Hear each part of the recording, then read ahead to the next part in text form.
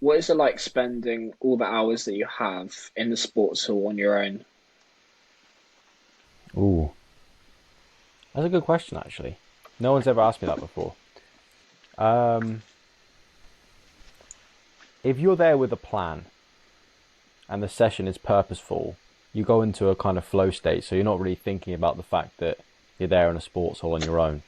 That's why I don't really like doing drills with a lack of purpose. A lot of people might go and just say, right, I'm going to go and shoot around. And they might spend an hour just taking random shots, getting their own rebound, random shots, whatever. My best sessions are where I'm like, right, I'm going to hit seven or three in a row from each of these seven spots around the key.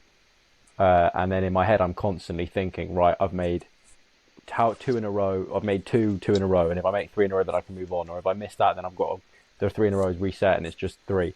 You know what I mean? And my brain is constantly working, thinking about the numbers. And I also try and work out percentages. So if I've taken baseline post ups and I didn't hit three in a row, but I made seven, but then I hit 7 out of 11, I'll try and work out the percentage of that and then do that for each spot around the court, basically.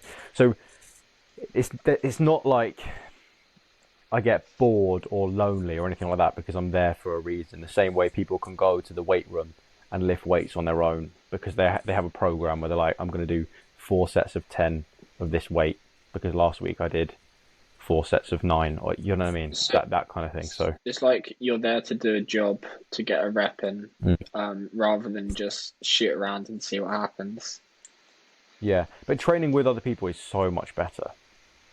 So much better. I don't feel that way in the weight room. If I'm going to lift weights, I want to be on my own usually, unless I want someone to spot me. We're doing like heavy sets where I want to really push to failure. Then obviously you want a spotter there. But basketball is a lot better with somebody because uh, you can get one person to shoot, one person to rebound, and then switch. And the amount of time that saves from just chasing rebounds is crazy. Um, and it's just more motivating to have another person there. But it's interesting that I don't feel that way about lifting, which is odd. But But what about when you're doing the other exercises like sprints and sort of other less exciting things than shooting? yeah, well, um, What's that like? me and coaches and stuff, we call that grunt work. Like the shooting side of it, that's just fun. That's satisfying. You know what I mean? There's no better feeling than a clean swish, or just hitting a couple shots in a row and getting hot on a shooting drill.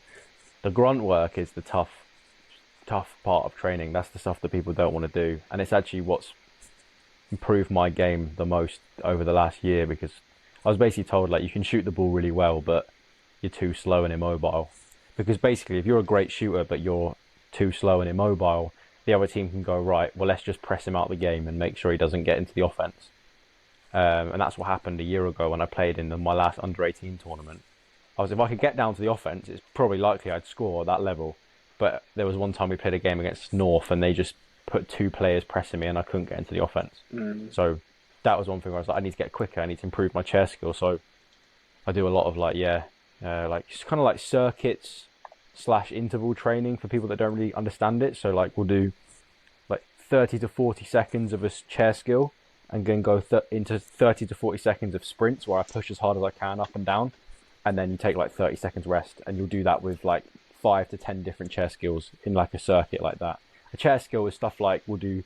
A simple one is like two pushes and then you stop dead, and then you take another two pushes, or like you do one push then a stop, two pushes then a stop, three pushes then a stop, all the way to five pushes, and that's just so you can like get good at like stopping and then going again because that's like a really essential part of the game. But anyway, I'm waffling now. But yeah, so Yeah, that more difficult part of the like cardio athlete side of things, it's good to have people there to motivate you, and that's been the hardest part of my training over the past year is just going into sports halls on my own and making myself like sweat to the point that like you could wring out my boxers after those sessions, and like trying so hard that I'm just snotting out my nose. That's why that's when I know that I'm I'm like feeling like fatigued in a session is my nose just starts pouring, bro. It's not a pretty sight. yeah. So Well, this is kind of a good question for not just basketball, but say you get a rep in of something, you do something for a couple hours in that day. If there was like a kind of percentage about like how much better that makes you at that thing, what do you think it would be?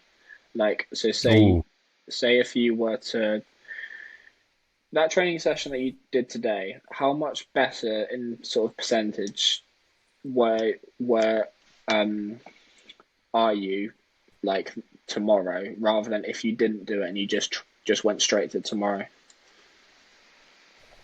hmm. I think if I would try to put a number on it, I'd just be picking arbitrary figures from my head. It's going to be 0.0000001% of how good you are, really. Um, it's more about building muscle memory.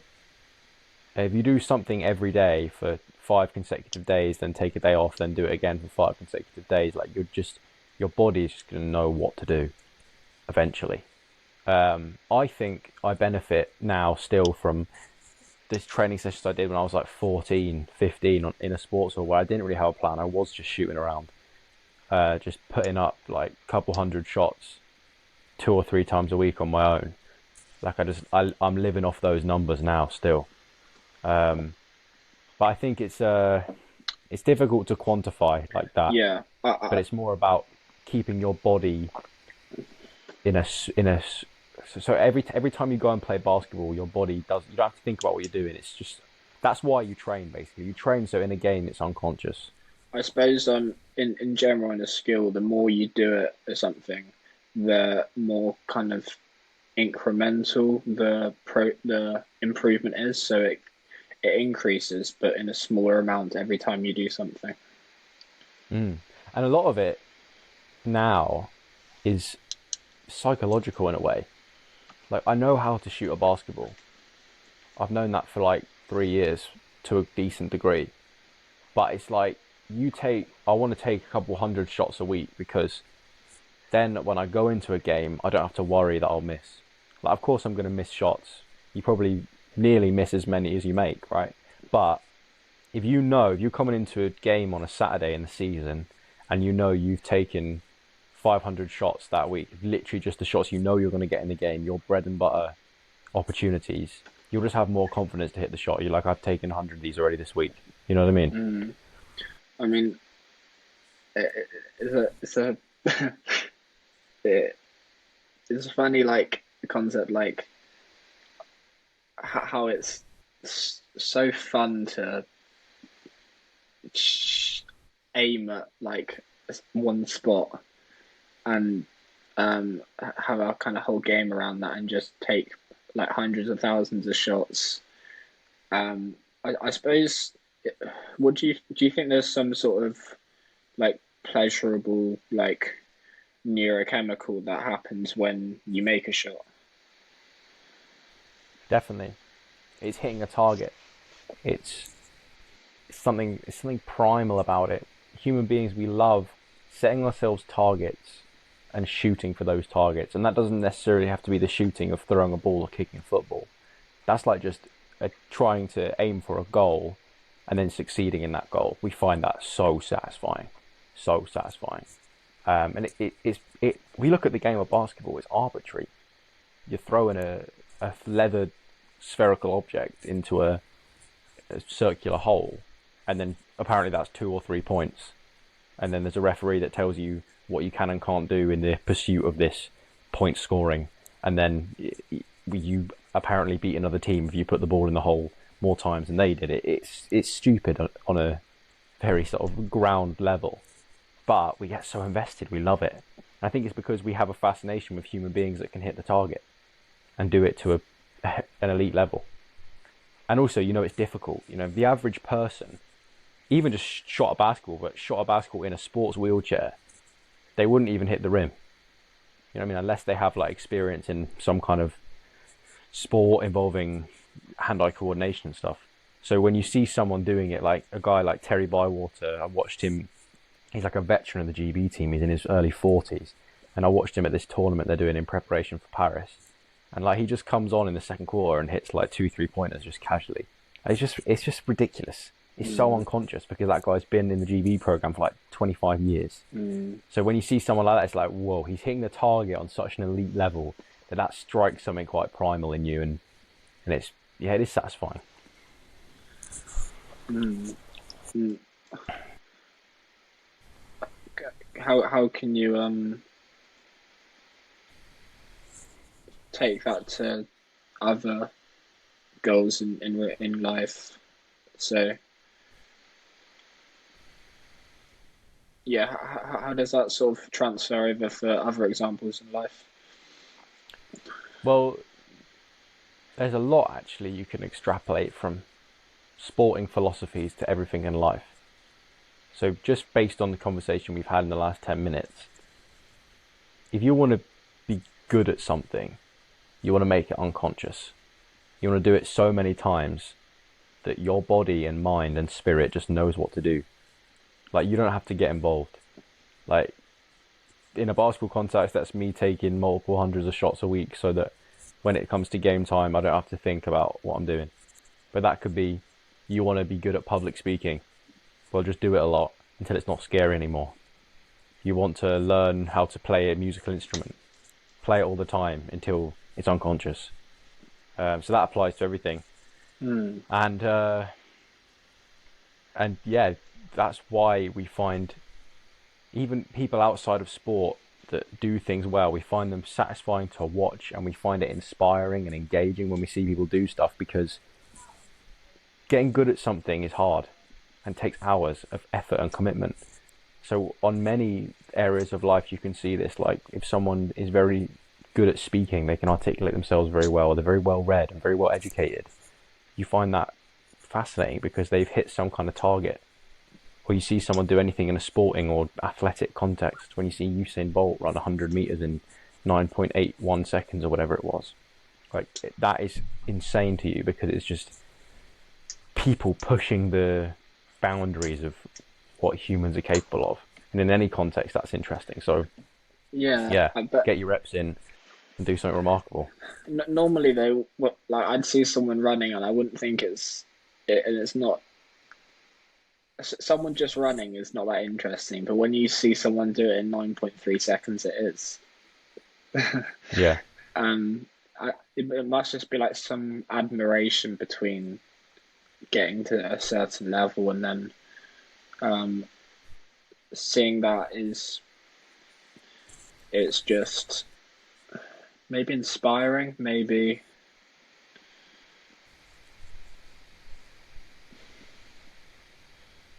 I don't know why would that be so sort of attracting to so many people. Well, competence the is a big pull factor for people's interest. We like watching people that are good at stuff. We find people that are good at stuff inspiring, and that's because competent people survive and thrive in this world. You're good. You survive and build your life based on what you're good at, fundamentally. Don't you think? Yeah, yeah, that makes sense. We So it doesn't really matter what you're good at. Like I could watch a painter create a masterpiece, and I'll find that just as fascinating as watching Terry Bywater hit 3 pointers, and just as inspiring as watching Chris Williamson on stage when we go in November, and just as inspiring as watching someone who can play the violin really well, or just as inspiring as like someone make a really complicated pastry recipe where they make this dessert that I wouldn't even begin to know how to create. Like it's any, we just find people that are good at stuff interesting on some deep level. yeah, I mean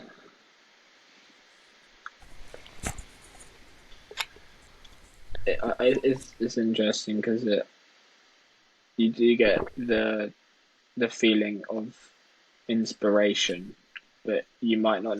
It's a sort of different kind of inspiration. I think it's an inspiration that channels like unconsciously, like you could be great too. You're watching something great, you could be great too, but it's not necessarily at that thing. Probably not. No, no, because well, because everyone. Well, that's not true. What I was thinking of there, but if you're seeing somebody do something great, they're a human being that has got good at something, and you are also a human being. You might have had a lot of different circumstances to them and a lot of different constraints on your ability to grow and learn about the world and develop skills and stuff. That's all 100% true. But when you watch a human do something remarkable, you know that they're a human and you are a human too. So therefore, you could do something remarkable. Like I have cerebral palsy. I'm not going to run like Usain Bolt. That's obvious. But when I watch Usain Bolt's world record, I see a human at peak performance at what he does. Mm. You know, yes, his genetics contributed. Yes, his upbringing contributed. But there are thousands of hours that guy's put into something. That's how you know he's that good. So I can't run like Usain Bolt, but I can apply his principles of like do a lot of hours at something, get good, and the world will recognize that. Like it still baffles me to this day that I'm going to go abroad in the future and get paid to throw a ball in a hole. It's ridiculous. It's ridiculous. Um, yeah, I mean, to achieve kind of like a role model status where you're a role model for people, that's something. That's one of the highest things to aim at. Because it saves a lot of people. It kind of makes other things seem less important. It to kind of inspire that many people and to have that positive impact on the world. It's something really worth striving for. Give people hope as well, you know, and joy. The amount of joy, as much as it's corrupt, like industry full of sort of overpaid players and all the sort of corporate media bollocks that comes with it. Think about the amount of middle-aged men that find joy in football. Like find joy in Mm. watching 22 other men just kick a ball around and get in a net. And that's a billions of billions and billions of pound industry. You know, it's fascinating when you really think about it like that. And the way that when someone scores a goal, everyone just erupts. Like all that's really happened on a basic level is a bloke has kicked a spherical object into a net. But like hundreds of thousands of people in an arena will all get on their feet and scream at the top of their lungs.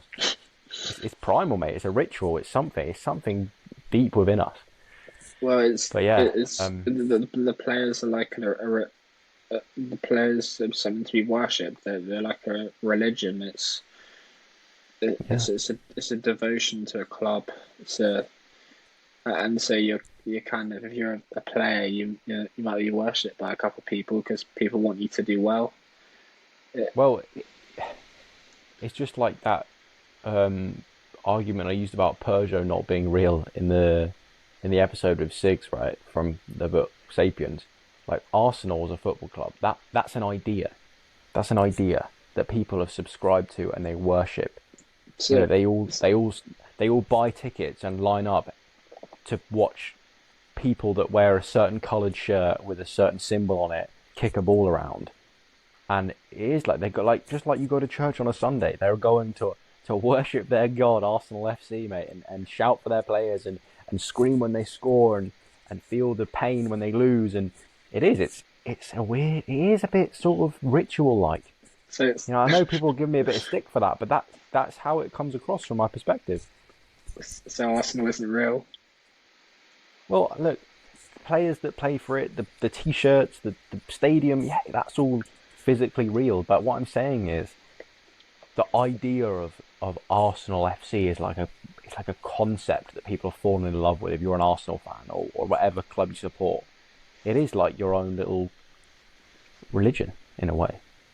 You know. Anyway, we're getting off topic a bit, but yeah, humans can do crazy things if they are committed to it, and that gives people hope, I think. But can I go on to one of my points from today because I'm just conscious of time, and I think you'll find it quite interesting, and it might sort of we might be able to branch off some ideas from it. So I'm back at my mum's place for a couple of days before I move to London finally, and it's weird and nostalgic being here, and it gives me weird thoughts about the fact that I am moving to the biggest city in the country, and I've been a small fish town kid all my life. And I actually journaled a lot last night about this. So firstly, I'll start with the reason I get a weird feeling here is because nostalgia, the two stems of that word, is something like it translates to like mourning the past in a way, which is quite and that is how it feels. when you get nostalgic about something, you feel sentimental about a time in the past that is no longer present, and you can't really turn back there. And I get this feeling when I'm in this house and I find the weird habits that I used to have when I lived here, that I do get this nostalgia, but it doesn't feel like home anymore. And that's no disrespect to my family or where I live or the house or whatever. It just doesn't. There's something on a deep, like, existential level that this is no longer my home. It was while I was growing up to the age of 18, but now it's somewhere that I stay. I'm in the spare room rather than having my own room and things like this. And I realised, I think I might have mentioned this to you on conversations, probably off the podcast before, but I don't know if I have a home anymore these days. You know, Exeter Uni wasn't home. It was uni halls with some friendly but very different to me young people. And staying at my mum's or my grandparents is a place where I can go where there are people that love me and I love them reciprocally. But it doesn't have that feeling of home like home felt when I'd come back from school and want to just play PlayStation kind of home.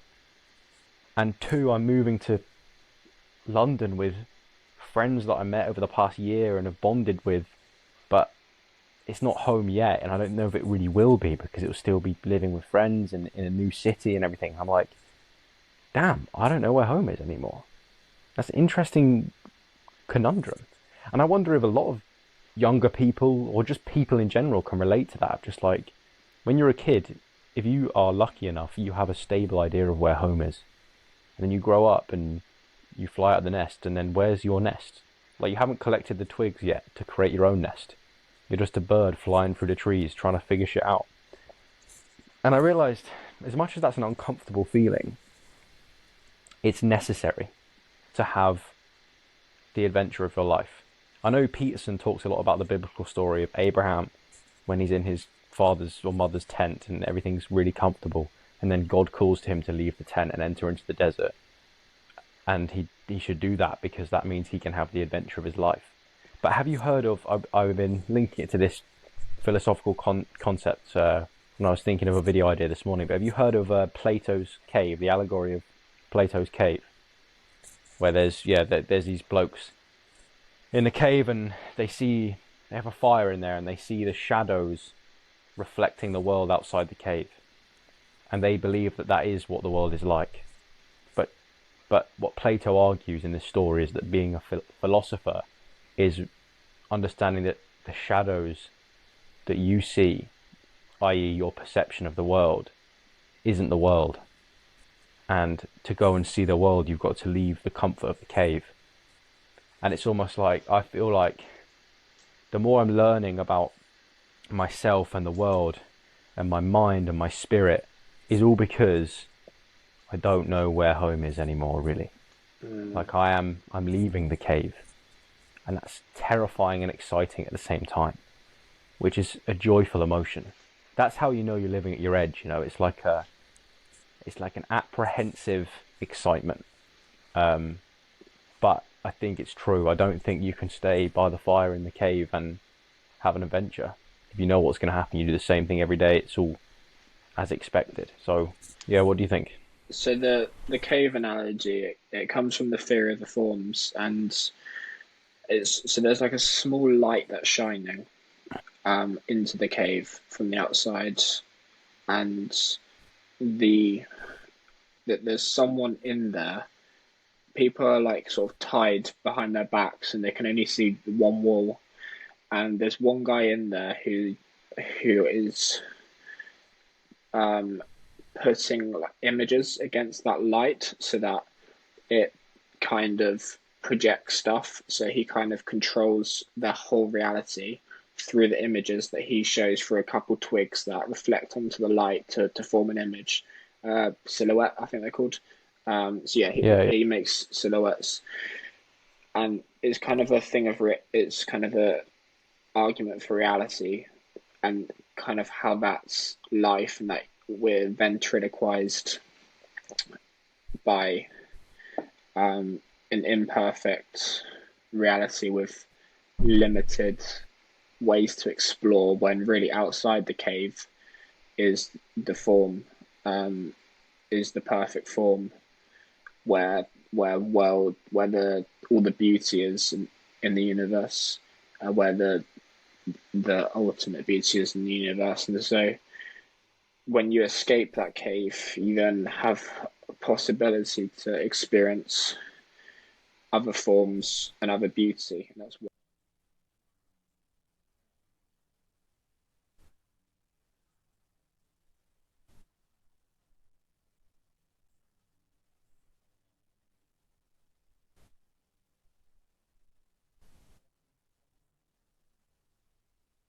It's a great question, man. It's a great question.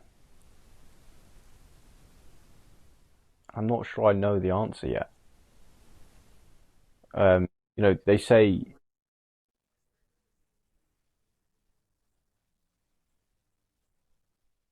oh, really? Okay.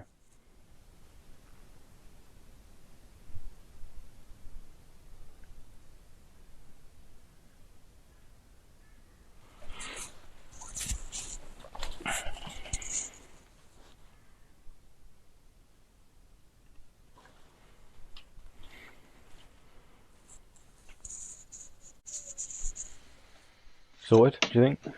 Yeah, you can go. Yeah. There's now two Jacobs on my screen. One's reconnecting and one's real. Oh, there we go. There's only one Jacob now. Well, yeah, they say the home is where the heart is. That's a common phrase, isn't it? There's some truth to that, I think. Love, security. That's what makes a house a home. But what makes you feel at home? I don't know, really. I don't know if I'll ever really feel at home until I'm settled with a wife and kids and I adopt that father role and sort of settle. That's when I'll create my home. But I feel like I've got to leave the cave for a while and see what's out there in terms of like what can I learn from the world, but also see what's in here in me, what comes out of me. That's maybe what I'm more interested in, is putting myself in weird situations and seeing what emerges from within me, because they're the more interesting answers.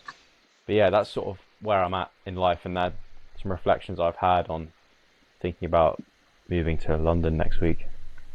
Mm, I like that. I think it is love that makes a house a home. It's got to be, or at least some kind of thing that connects people.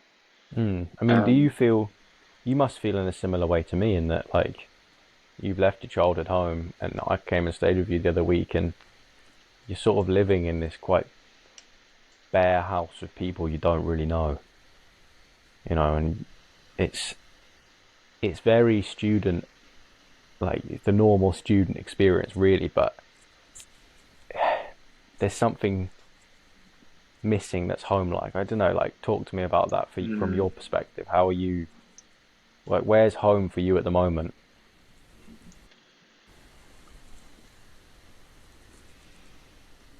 this feels like it just feels like a temporary place where I've hoarded my stuff. Mm. Um, no, it's not a home. I think you need family partially. So I probably might not have a home until I eventually start a family. Everywhere would just be a place to reside for the Yeah. moment. Well, and as much as this seems bleak, right? The point I was trying to get across was, yes, it's uncomfortable to not be secure in a place you can call home, but equally, that is necessary to have an adventure in life. You need to leave the cave. You need to leave the tent and go out into the desert. Become uncomfortable. Like push yourself out your comfort zone. This is me literally. Like, I'm not claiming to know everything. This is me talking to myself. Like Joel, go and do shit. Go and experience shit. See what happens. And to do that, you can't feel like everything's under control. Wasn't what is it that Freud says about like the mum and the son having to leave? Yeah, it's interesting. So basically, he said that he said the good mother necessarily fails, which is a bit of a controversial statement. But when you actually think about it, the way I think about it is this: a good parent is not someone who like keeps their children as close as possible all the time and makes sure that their children don't get traumatized or upset or hurt.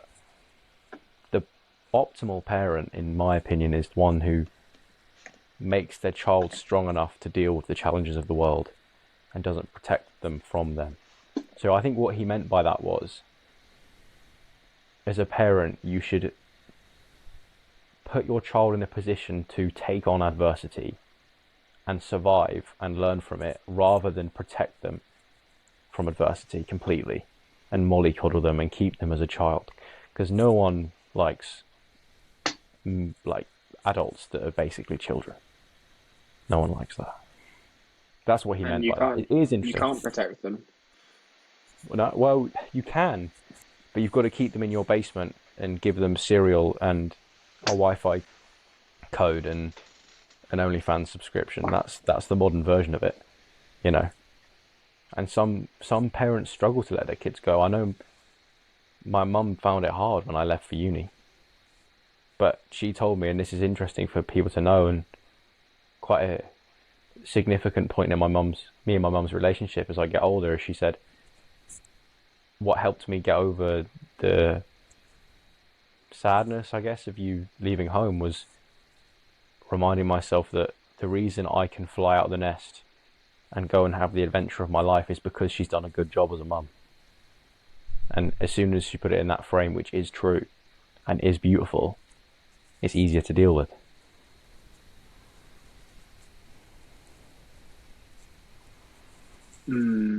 That's nice. That's really nice. Yeah.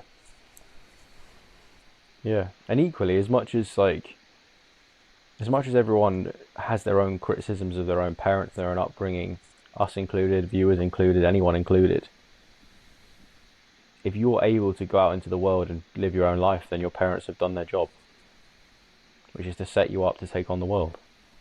Yeah, if you're not messed up, they've done their Well, job. everyone's messed up a little bit. There's extreme levels of messed up, but I don't think you have anyone who isn't messed up a little bit. Just a little microdose of messed up. And that's what makes you different, innit? Yeah, Need a man. bit of it. And I think my theory is, if you try to overprotect your child from getting messed up, in inverted commas, whatever that means, then in so doing you would mess them up anyway, I think. Because then how would they deal with it when things go wrong in life? How are they going to deal with it when you as a parent die? Like, if they're that emotionally fragile and not used to going through some sort of difficulty, then that's messing them up in itself. So, yeah. Yeah, it's not living, is it? No. I've got another point that I can go into, but if you've got anything, I'm happy to see what you've got to say. I'm being conscious of we've probably got like 10, 15 minutes left. No, no, go for it. My camera's still okay, yeah. Yeah, I can still see you. Okay. So we've been talking at different points about this idea of living at your edge, from David Dada's The Way of the Superior Man. And I'm actually reading that book at the moment because I bought it as a gift for a friend, and I'm rereading it before I give it to them. But he actually, I was reminded today of the actual definition of what he means when you reach your edge, what he calls your edge. And he said, you reach your edge when the depth of your connection with the present moment and your ability to give the world your greatest gift is blocked by fear. That's when you've reached your edge. So it's like, there's all this bandwidth of like how deep you can connect with your own life and what you can provide to the world, and you keep going and keep going and keep going, and as soon as fear gets in and stops you from making more progress, that's called your edge. And you should push the edge further and further and further, basically facing that fear, pushing the fear further along and further along, and that's what living at your edge means. So to put it into context, I wanted to create content about psychology and philosophy and personal development because it's meaningful to me and I find value in it, and hopefully the people who watch it find value in it, right? So that's the gift I'm offering to the world. And I was doing a certain degree of that, making videos, talking on the podcast, that kind of stuff, like trying hard in my videos. But I was blocked by fear from going on multiple social media platforms and really being authentic about the content I make in real life and being willing to express myself in that way around people that might not understand it. And I was at my edge because I was blocked by fear. I was scared of doing that. And now we've broken that wall down and we've started, and I realized it was just a psychological wall. And now the barrier's moved. So, and you can probably think about that in anything in your life, in social stuff, in work stuff, in personal stuff. Like, you realize when you're going down that path and suddenly there's a wall of fear. You could be scared of failing, scared of succeeding, scared of what people might think. And once you hit that, that's your edge. And you need to sit with that fear and try and push through and do it anyway. That makes so much sense. That's such a nice analogy. Mm, I might actually just like trying to set that as like a daily reminder. A mm, man should live on his edge. mm. Yeah, Because if you do it for a long enough period, God, you just have so much growth. yeah, Uh, man. it's like putting yourself um comfort zone gone in in a kind of life in a life philosophy. Mm. You're never comfortable. And it's like it's not like we're pushing ourselves so far that we're overwhelmed and our body and mind is breaking down. No, no, no. It's small wins. It's pushing yourself a little bit at some point in the day. So then when you go to bed that night, you can think, I was a little bit afraid to do that, but I did it anyway. It can be as small as like saying hello to a stranger on the street, or posting your first piece of content, or asking your loved one a question that you've wanted to ask for a while, but you've been a little bit afraid to. Little wins like that. Because Yeah. you have different comfort zones. Like each dimension of your life has its own comfort zone. So it's not like you have to literally make your life into a scary, fear-ridden hell. No, it's just pushing Hmm. yourself a little bit beyond what you're secure with each day, so that you're still Yeah. safe but striving. You know. I feel like my financial situation's kind of living on the edge a little bit. It's Mm, because like I sacrificed a stable job so I can put more time into content. mm. And so I've got like just enough to pay that thanks to your early payment. I've got just enough to pay for rent this month. Hey man, you are that. But that's what I love about you is you're so willing to risk it all for stuff you care about. You know, and even the way that you started this conversation talking about your plans to help with the content that we're putting together as a team, like it's admirable that you're really invested in whatever you're trying to build. Like you're out the cave right now. I mean, Mm, it's scary. There's predators around. It's gonna get cold and dark. Night's coming in, but you're getting braver and stronger. And like there will be times in your life, no matter what happens, where you'll be more secure than this right now, and you'll look back on these days and go, "Damn, I was a brave young man," you know. And that's a very valuable thing to be able to look back on when you're 30, 40, 50, 60 and mm. onwards. I mean, I'm gonna go further. Like, I've got to go further because I've got the edges now. Like, now that I've experienced this, I mean, it's kind of a normal thing for an entrepreneur to have periods where like the resources are full up, but I know I can go further. Um, I and I am kind of doing that, but I'm still scared. There's videos that require me that I've got scripted that I scripted today that require me to do some difficult things in public, and I mean I've got them scripted. I just have to film them tomorrow, and that's scary. Yeah, man. So And it's those small fears, those small dragons that you slay that make life exciting. That's the but, adventure. but you know what? I have got better at. I've got less fearful in public. Like I'm walking around art galleries and around like clothes shops, and I'm not scared about what other people are thinking. I'm just keeping myself focused on the task, and I'm not speaking overly loud to sort of mitigate the fear. But I'm just filming a video in clothes shop, and no one's caring. They're just shopping. It's Mm. like It's not as fit as mile wide and an inch deep. And exactly that, right? Exactly that. And the idea that living at your edge puts in my brain is how much joy and experience and meaning and fulfillment are people leaving on the table because they reach that block of fear that closes the path and they stop there and they turn back and go home. And how much more would people love life if they developed the ability to endure that discomfort and reach their edge and keep going and walk along it? I mean, And I think no pressure, no diamonds. exactly. And I think that's a good message to leave with the people for this week. Thanks for listening, everyone. It's been an interesting one. Um, go go follow Joel's new Instagram if you're interested. There you go. I think it's Joel dot Clifton underscore. Um, Back again next Friday. So again, thanks for listening.